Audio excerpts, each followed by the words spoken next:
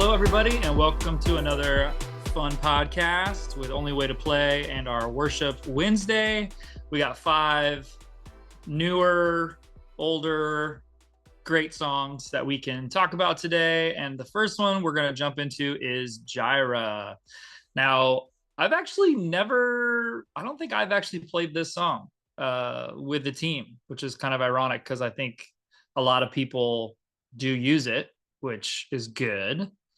But because of that reason, just in case there's real world applications that I don't remember and or know about, just leave a comment below and let me know how it was for you to play it live. But yeah, somewhat straightforward.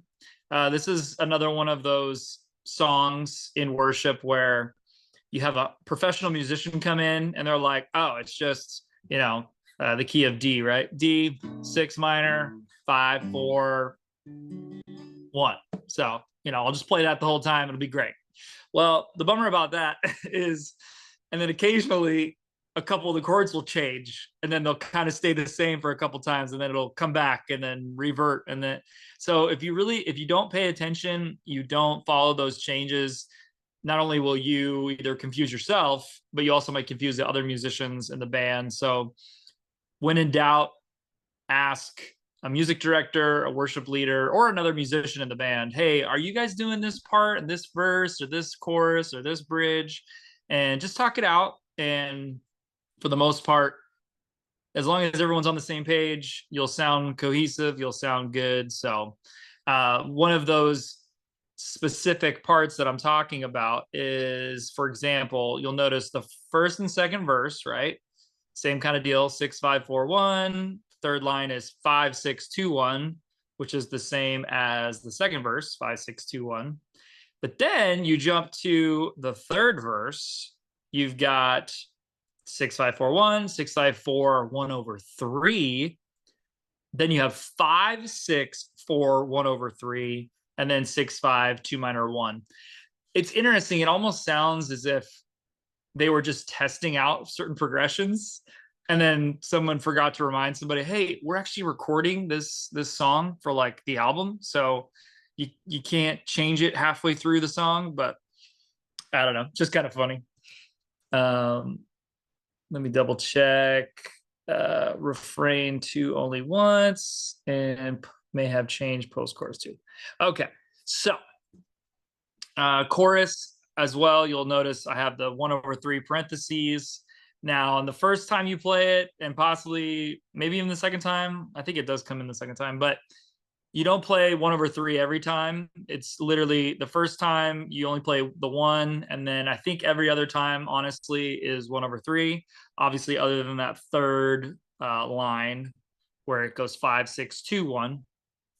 But then we have some post-chorus stuff, and post-chorus is an interesting term because it makes sense, right? After the chorus, post-chorus. But a lot of times people don't utilize that phrase for multiple parts. Well, I can't remember what they had. They had something else. They had it wasn't instrumental. I'm trying to remember what it was. It wasn't bridge. At least I don't think it was. Oh, that's interesting. Okay, yeah. I don't know. It could have been bridge. So that might have been bridge 1, and then bridge 2 is down here or something. I don't know. To me, it just made sense in my head to call it a post-chorus 2, because I don't think it ever comes back, right? Yeah, it doesn't come back. And when things don't come back like that, I just kind of call it something that's not specific, right? If it was a bridge, you'd expect the bridge to come back. And if it doesn't come back the same way with the same words, then it's well, then it's probably not the bridge. So that's the only reason I could think of that I changed it. But pretty straightforward as well. 5, 6, 4, 1 over 3. You can see this 4, 1 over 3 vibe keeps repeating itself, right? Or the I shouldn't even say that. I should just say this. You've got this, this half step walk down. It keeps coming back, right? Or even 2 minor, that's a whole step, but whatever. So we got the post chorus now. Okay, so now just getting up to there, we've had a couple, verses, we had a couple choruses, post chorus, and then we get to all this stuff. Now, refrain is a weird word. I have never heard this before, other than with multi-tracks and hearing click and guide in your ears, and they use that term, refrain. I could just Google it right now, but I'll let you guys tell me what it means in theory. But for me, refrain almost sounds like a tag, or it's ad-libbed, it's more spontaneous, or it's off the cuff, right? It's more influenced by your emotion and your feeling and where the worship's going. So it might not be every song, every time, every after post chorus 2. It's just one of those, like, if you feel led, do this. Well, the funny thing is that there's 3 different, no, sorry, there's 4? Maybe there's 4. It looks like there's 4 different sections, even though the last 2 look the same. But maybe the words change, that's why. But yeah, this whole 2 minor 1, and I got my acoustic here, so I can kind of play this out loud for you. So in the key of D, push this back. Key of D, we've got, I'm going to play our D here. Easier for the video. But I do my 2 chord kind of like this, but you can do this too.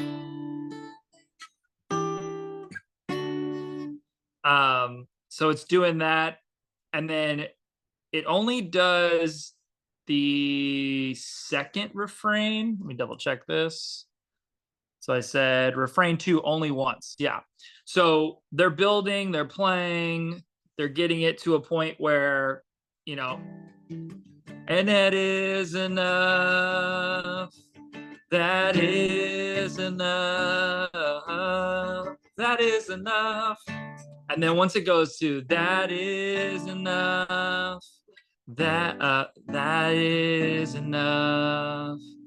That is enough. That is enough. That is enough. That is enough.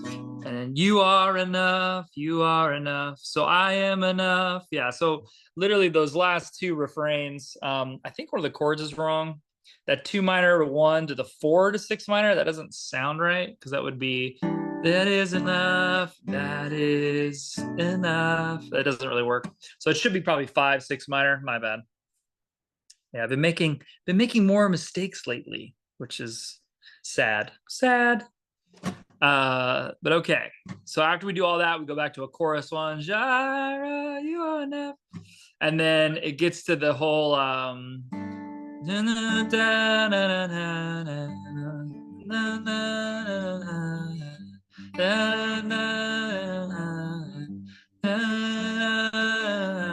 think it's pushed. 1 E and a 2 E and a 1 E and a 1 E and a 2 E and a 1 E and a 2 E and a 1 E and a 2 E and a 1 E. It's probably not that. Two on the up. And then we got the last chorus to end it. Let me see if there's anything else. Yeah, other than that post chorus little change up. Yeah, it's a cool song. It's got a lot of different moving parts. So just be careful with those things, and just be mindful that there's little changes and stuff going on, and you just might have to roll with the punches, be on your toes, be hyper focused, and use your ear.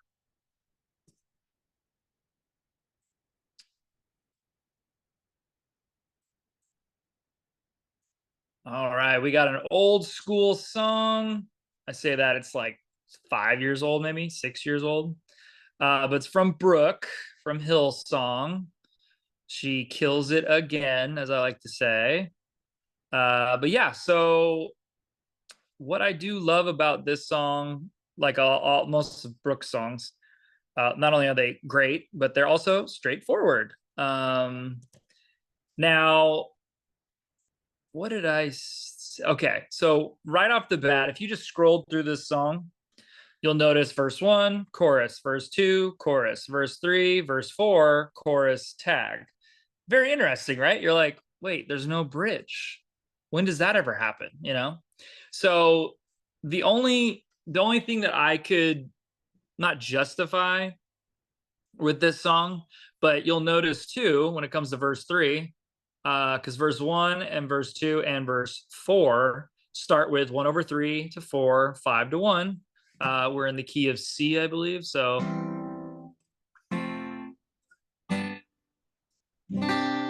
right. But then she goes to the 6 minor instead.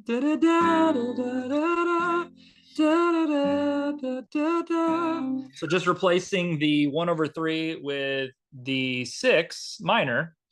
And what's cool about that is it makes it a little darker, right? Makes the section sound minor and different, but it also helps position that section to an uplifting part where all of a sudden you have this this frustration, this friction, this conflict, right, musically. And then all of a sudden you get the release with the 4th verse where it's getting to that happier type of stuff. And then bam, you hit the chorus with that big 1 chord. Praise the Father, praise the Son. So in your head you could technically consider verse 3 as like a bridge. I could put bridge, I don't know, and then have this just be verse 3. But I wanted to try to stay true to the section's names, and I get why it's called a verse. It's because it's got the same melodic structure, rhyminess, and who knows, there could be other lines from the other sections. But another thing, let's see if I remember correctly. 1, 2, 3, 4. No, I thought one of them tagged. Technically, the tag is here, and what I've been seeing recently is instead of saying tag after like a verse, chorus doesn't really apply. But for a verse, if they have a section that's tagged, quote unquote tagged, I just put it into the verse. So I kind of find it funny when they do that. They have the tag at the end of like second verse or something like that. And it's like, why don't you just attach it and then just have it go straight into the chorus instead of like making it a thing, a label, versus like this chorus where praise forever to the King of Kings. Oh yes, praise forever to the King of Kings. Like that makes more sense because maybe you'll repeat the chorus a couple times. Maybe you won't tag it right away. Maybe you'll do it when it's like a cappella. So, but yeah, for the most part, simple but straightforward and or effective. 1 over 3, 4, 5, 1 song, and yeah, love it.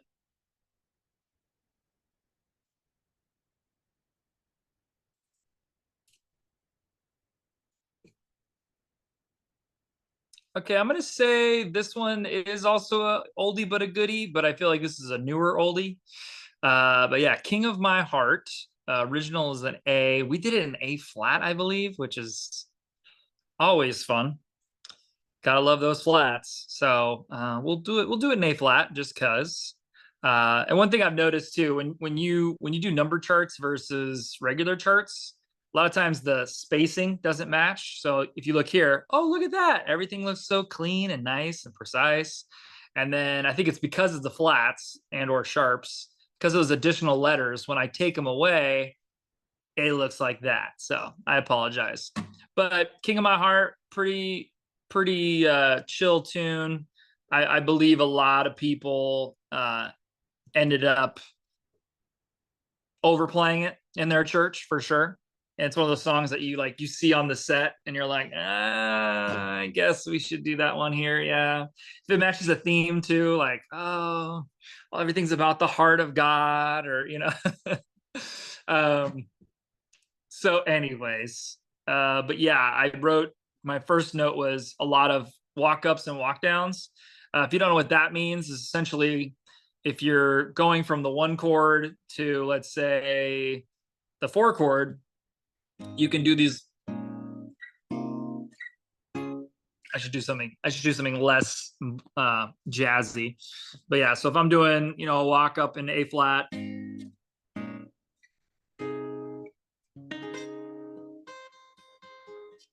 so I don't know if this is actually in the song, but that would be a walk up, and then the walk down would be the exact opposite, starting on the 4 chord and going down da, da, da, da, but with your chords, right? And so and obviously this song too is so powerful. The chorus is so powerful. I believe the drums do a little like side stick kind of thing, or they hit the stand for the hi-hat or the side of the drums, that, which is unique in itself. And let's see, hits during second chorus. Yeah, like so if you're a drummer, you got to know that part. You got to know it like the back of your hand, because if you don't play it exactly like the record, people are gonna be like, "Hey man, you're kind of doing more of a tribal thing than the actual hits." If you could actually play the part, you don't want to be that guy, that's for sure. Let's see, go over different bridge builds. Okay, so we get through the whole song, and not the whole song, sorry. We get to the bridge, and it breaks down, right? Hits the one, you're never gonna let. That's usually where if it's a co-led song, right? If there's a girl vocalist, this is where the guy vocalist comes in because it's so low, and then helps build the dynamics, right? Because a girl doing it, she probably can't even reach those notes. But even if she didn't do her chest voice and she had to do her head voice, like there's nowhere else to go, right? Even if you're doing chest, it's hard to it's hard to build from your chest, right? So let's see. Yeah, so they're just building on that one, and then all of a sudden, then the whole band comes in, and then there's like harmonizing. The guy goes up an octave, the girl follows with a harmony. You're never gonna let me down. You're never gonna let me down. You are good. Yeah, so that build up is pretty straightforward, but it's also something that you can, once again, do like a co-led thing. So if there's ever a song that you're like, oh, I want to have a guy and a girl thing, maybe it's Youth Kids, or maybe it's just some newer singers that need more practice, need something to focus on. Hey, Johnny, you're going to start the bridge, okay? You're going to sing it real low, and then Susie's going to come in right after you and harmonize, or actually just sing the melody, and then you're going to harmonize with her. You can have fun with it, and it's fun to give to a BGV if they never led something before, which is kind of fun.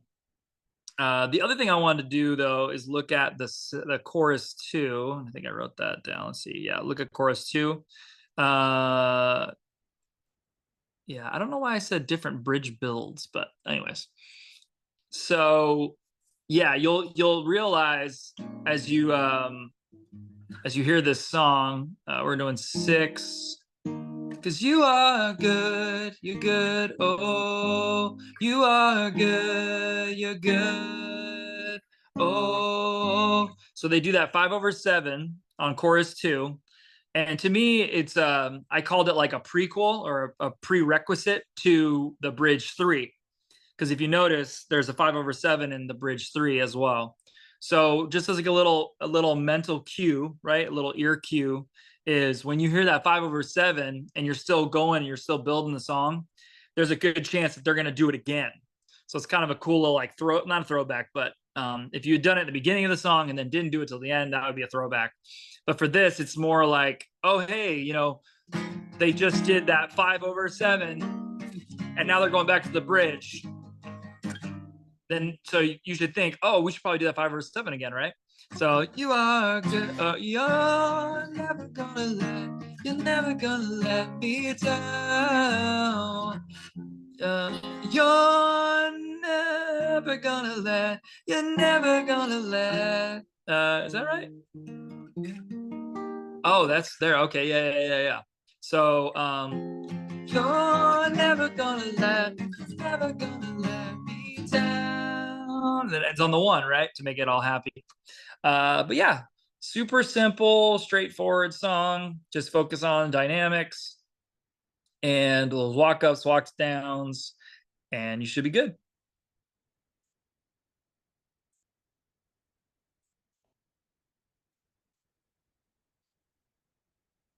All righty, two more songs, and we're gonna start the last two with Let It Rain. Now, this is a super old song. I can actually say that with confidence. I think we've done the original, but we've also done it in C and in E flat. Just to make life amazing, I'll do E flat. But what's funny, this is the chart. So the key of E flat, we're going to start on the C minor, B flat. Wait a minute. Did I screw that up? Let it rain. Oh, 4. Let it rain. E flat. I should know the words. It's like literally 2 words or 2 lines. Let it rain. C minor, A flat, E flat, B flat. Now, obviously, the special part about this song is it's supposed to be when it's low key, right? There's nothing really happening, or you're tagging it to another song or incorporating it into another song. Well, if you're just doing it straight up, so you're just starting and there's just a pad, right? Pad playing those changes, and either the congregation's singing something and you hear it and you're like, oh, we should do that song. Or the pastor comes up and starts talking about, let God's love rain, let it rain down, let it rain, and that's usually how these songs are created, right? So let's say you go into it and you're having a good time. Well, yeah, it's all about dynamics. So there's a few different types of things that we can do in the worship space when a song comes out like this, or a song is inserted into a worship set, or is just spontaneously played at the end of a worship set, maybe during an altar call or something like that. But if you've got those changes going, let's say it's pad, right? Just singing and pad. And you've got like guitar coming in, acoustic, trying to play all these nice little cute things. But then let's say the drums come in, do do do do ka, do do do do ka. Building something, adding some type of flavor, adding some type of percussion that's gonna make it just slowly lift, just slowly build. And then once everybody comes in, then it's just a matter of like, what are you playing to keep it big, right? Do do ka do do do ka do. It's already in halftime, right? But there was one thought I had, if like, let's say you're still building, do do ka do do, all the guitars, other than playing different chords, 1/3s. Another thing you could do is something I like to call double halftime, which I guess is not a common phrase. But so halftime is just 1, 2, 3, 4, 1, 2, 3, 4. Well, double halftime is 1, 2, 3, 4, 1, 2, 3, 4. So you notice 2 and 4 is for halftime, right? When the snare hits. Well, double halftime, you only hit the 4. Or if you counted it longer, it'd be beat 4 and beat 8, whatever. So the whole point is that it's elongating the parts where you then hit the snare, and it just makes it that much more dramatic, right? Another thing you can do is like a cappella. So let's say you go through all that stuff. The floodgates of heaven, just the voices, let it rain. Get the hi-hat, right? Someone's keeping, like, either they're clapping, someone's still keeping time. There's some type of percussion happening, right? Some type of metronome, I should say, not percussion. But someone's keeping time on something. But then the alternative of that, not the alternative, but the other version of that is just the drums. Okay. So that's what I would say in worship. If I wanted to just be the drums and the vocals, I would say just the drums. And then you've got the let it rain, open the floodgates of heaven. After that, you can have the bass player come in. And then right here, the whole band.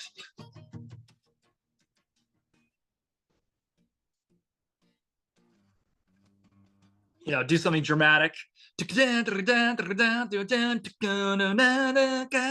you're back to it. You're back to those half times, those double half times, just the guitar solos, all that stuff. So song is, like I said, kind of super old, but one of those songs that you throw into a worship set and you can really build, make it something, make it your own. And but after that, you're good to either end the service or go back into the first worship song of the day and let's send everybody off and have a great time.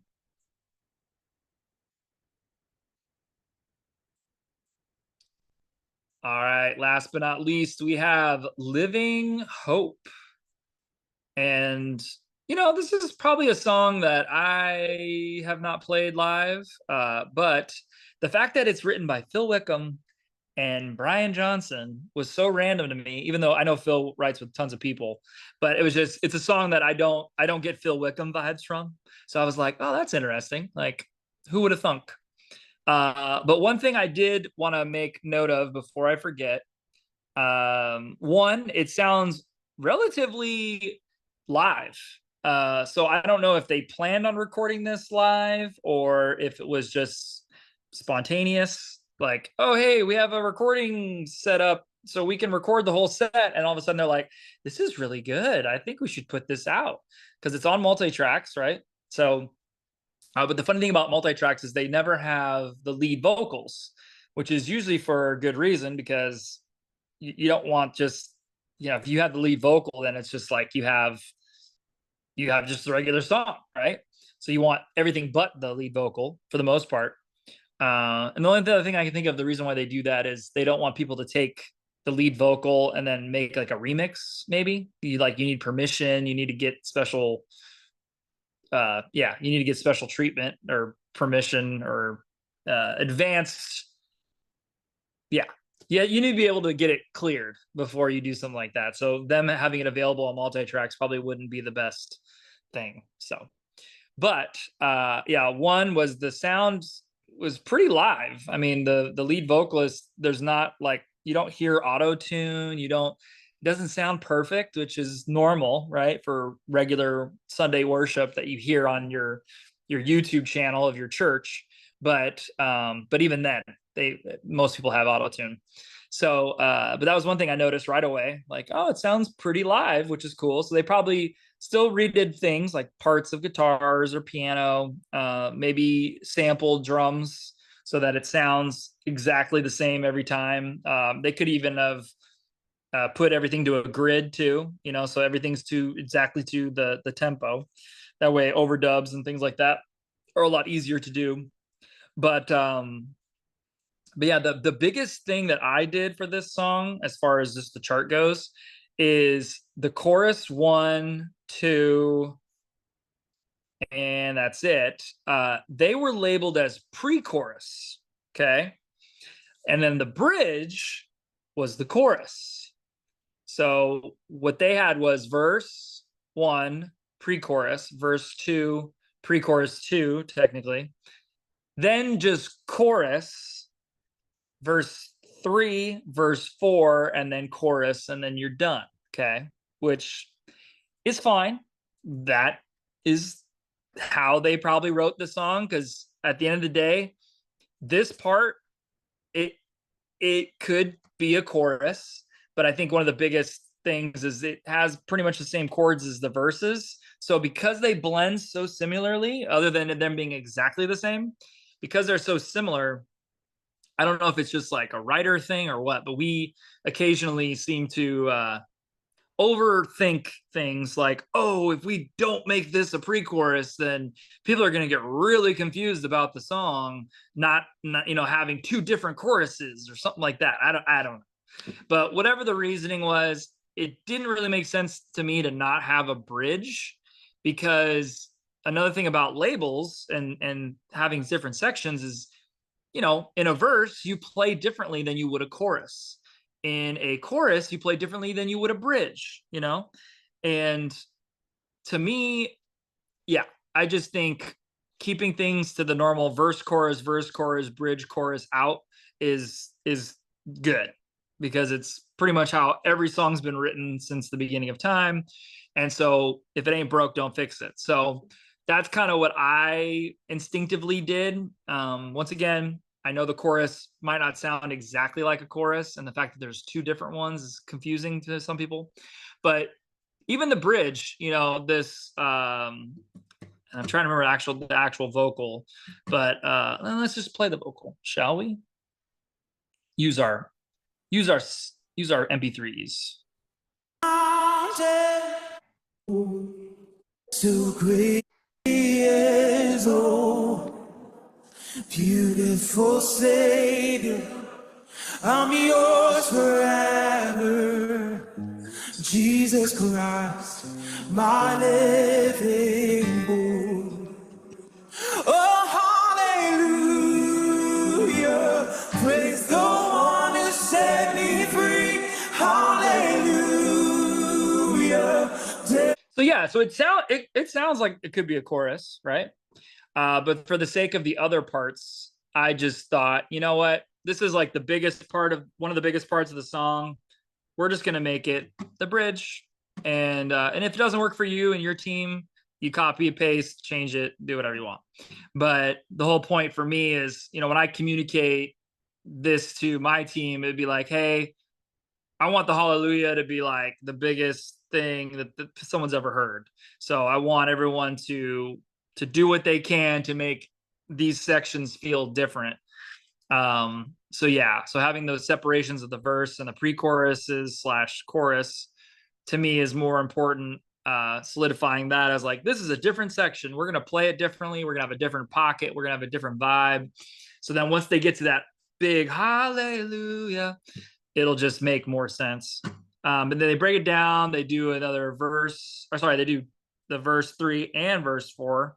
And then it looks like the only difference there is verse 4 has this 1/3. So then come the morning, you're buried there. Sorry, I'm reading the wrong verse. So then come the morning, seal the promise, you buried but begin to breathe out of the silence, the roaring lion, declare your victory. So yeah, just that last 1/3. It's like literally the last verse that you'd ever sing, and then building into the hallelujah. Yeah, I think if they didn't have those pre-choruses, yeah, you would just call that hallelujah a chorus. But yeah, I mean, you can throw in a bridge, right? You can make a bridge up. Come on, y'all. But anyways, yeah, it's pretty straightforward, and pretty chill song. So anyways, guys, thank you guys so much for just jumping on this podcast and listening and or watching. And hopefully, we'll see you guys next time.